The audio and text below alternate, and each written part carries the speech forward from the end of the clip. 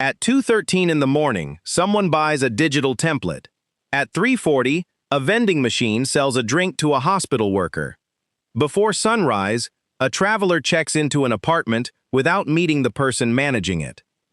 And while an entire city is sleeping, washing machines, storage facilities, online stores, and automated payment systems continue collecting money. The owners are not necessarily working at that moment. Their systems are. But let us make one thing clear before we continue. There is no business that magically produces money without effort. The real goal is not to avoid work completely. The goal is to do the important work once, build a reliable system, and reduce how much of your personal time the business needs afterward. Today, we are going through 6 businesses that can continue generating revenue after you clock out. We will begin with models that require very little capital and gradually move toward businesses that require serious investment. More importantly, I will show you why each model works, what can be automated, and the mistake that can destroy it. Let us begin with the first level of the automation ladder. Number 1. Digital products. Think about something you know how to do. Maybe you understand budgeting, graphic design, fitness planning, job applications, social media, language learning, meal preparation, or business management. Normally, you might explain that knowledge to one person at a time. But what happens when you package the same information into a product that can be delivered automatically? That product could be an ebook, a spreadsheet, a design template, a checklist, a video course, a presentation, a printable planner, or a collection of prompts. You create the product once. You upload it to an online marketplace or your own website. When someone purchases it, the payment is processed and the file is delivered automatically. You do not need to pack a box. You do not need to arrange shipping. And you do not need to be awake when the customer places the order. However, creating a product is not enough. The product must solve a clear problem. A general planner for everybody will struggle to get attention, but a client management planner designed specifically for freelance photographers immediately speaks to a defined customer. The narrower the problem, the easier it becomes to communicate the value. Start by asking one question. What task are people repeatedly struggling to complete? Find that problem, build the simplest useful solution, and improve it using customer feedback. Your first product does not need to be perfect. It needs to be helpful. Number 2, print on demand. The second business combines digital creativity with physical products. Print on demand allows you to sell items such as shirts, posters, mugs, tote bags, notebooks, and phone cases without purchasing large amounts of inventory in advance. You create a design and upload it to a print-on-demand platform. When a customer orders the product, a production partner prints it, packages it, and sends it directly to the buyer. Your responsibility is mainly the design, positioning, product listing, and marketing. The advantage is simple. You are not filling your home with unsold products. But the low barrier to entry also creates intense competition. Uploading random motivational quotes and hoping for sales is not a strategy. Successful stores usually understand a specific community. Instead of creating a generic shirt for teachers, imagine designing something that only a kindergarten teacher would immediately understand. Instead of targeting all dog owners, you could target owners of one particular breed with a recognizable personality. The design should make the customer think, "This was made for someone exactly like me." One design might produce only a few sales. But a focused catalog of useful, funny, emotional, or identity-based designs can become a collection of small assets working together. Number 3, vending machines. Now we move away from the digital world. A vending machine is essentially a tiny automated shop. It accepts payment, delivers the product, and records the transaction without requiring a cashier. But the machine itself is not the most valuable part of the business. The location is. A beautiful machine in an empty building will earn almost nothing. A simple machine in a busy factory, university, residential complex, hospital, warehouse, or office may perform much better. Before purchasing equipment, study the location. How many people pass through it?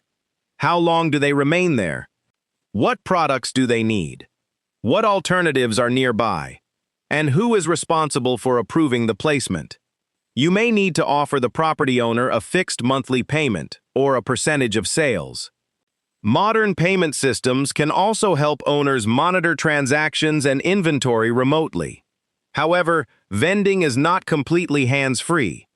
Products must be restocked. Expired inventory must be removed. Machines must be cleaned and repaired. The objective is to create an efficient route so that several machines can be maintained during one scheduled trip. One machine may provide additional income. A network of well-positioned machines can become an operation. Number 4. Short-term rental management. Imagine managing accommodation for travelers without personally owning the property. There are several versions of this model. You might manage short-term rentals for property owners and receive a percentage of the revenue. In some locations, an operator may lease a property and rent it to short-term guests, but only when the lease, property owner, building rules, insurance, and local regulations explicitly permit it. Never assume that subletting is allowed. Permission must be clear and documented.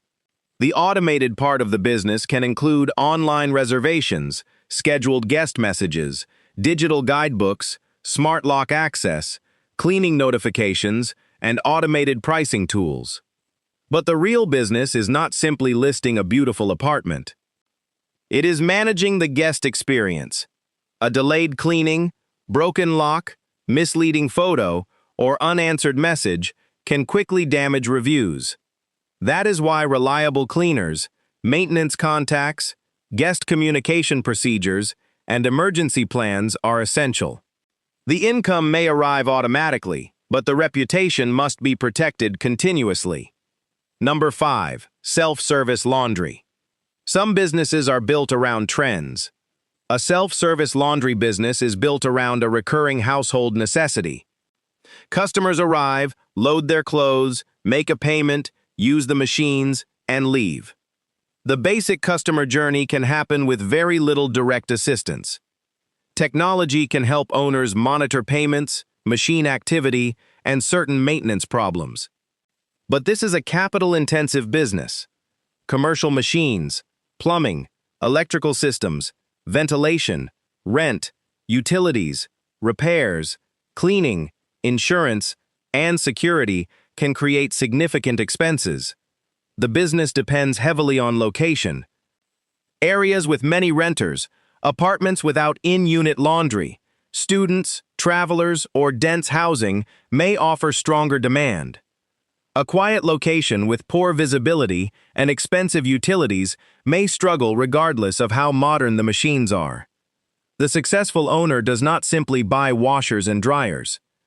The owner studies population density, local competition, parking, safety, utility costs, machine reliability, and customer convenience. The machines may perform the service, but the owner must build the environment that makes customers return. Number 6. Self-storage. The final business is based on a simple human problem. People frequently have more belongings than available space. They move. They renovate. They inherit furniture. They operate small businesses. They downsize. Or they need a temporary place to keep possessions. A self-storage facility provides secure space in exchange for recurring monthly payments. With the right technology, customers may be able to select a unit, complete an agreement, make payments, receive access instructions, and manage their account online. Security cameras, automated gates, access codes, payment reminders, and management software can reduce the amount of daily supervision required. However, this is not an easy beginner business. The land, construction, acquisition, financing, permits, security, maintenance, and insurance requirements can be substantial. The biggest mistake would be building a facility simply because self-storage appears passive. First, an investor must understand local supply and demand. How many storage facilities already operate nearby? Are they full? What unit sizes are most popular? Is the local population growing? Are there apartments, military families, universities, homeowners, or small businesses in the area? A large automated facility with low occupancy is still a bad investment. Automation cannot repair weak demand. The 3-filter test. Although these 6 businesses look different, they can be evaluated using the same 3 filters. Filter number 1 is recurring demand. Will customers need the product or service repeatedly, or are you constantly searching for a completely new buyer? Filter number 2 is automation. Can payments, delivery, bookings, communication, access, monitoring, or customer onboarding happen without your direct involvement every time? Filter number 3 is operational margin. After advertising, maintenance, fees, inventory, rent, utilities, taxes, insurance, refunds, and unexpected problems, is enough money left to make the business worthwhile? A business may produce impressive revenue and still deliver very little profit. Always calculate the complete cost. Where should a beginner start? Do not begin by purchasing the most expensive asset on this list. Begin by learning how to build systems. Create one useful digital product. Test 5 focused print-on-demand designs. Study vending locations before purchasing a machine. Help an existing property owner manage guest communication. The objective of your first project is not to become wealthy immediately. It is to learn how to identify demand, attract a customer, deliver value, collect payment, and improve the process. Once you can make a small system work, you can expand it.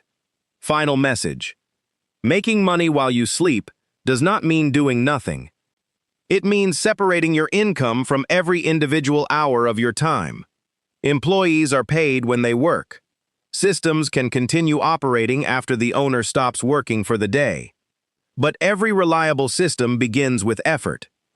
You research the market. You build the product. You negotiate the location. You install the technology. You document the process. You solve the early problems. And eventually, the operation becomes less dependent on your constant presence. So here is the question. Which of these 6 businesses could you realistically test during the next 30 days? Digital products? Print on demand? Vending machines? Short-term rental management? Self-service laundry? Or self-storage? Write your answer in the comments and explain why that business fits your skills, budget, or location. Remember, the objective is not to chase income that requires no work. The objective is to build work that keeps producing results. Subscribe for more practical business ideas, and I will see you in the next video.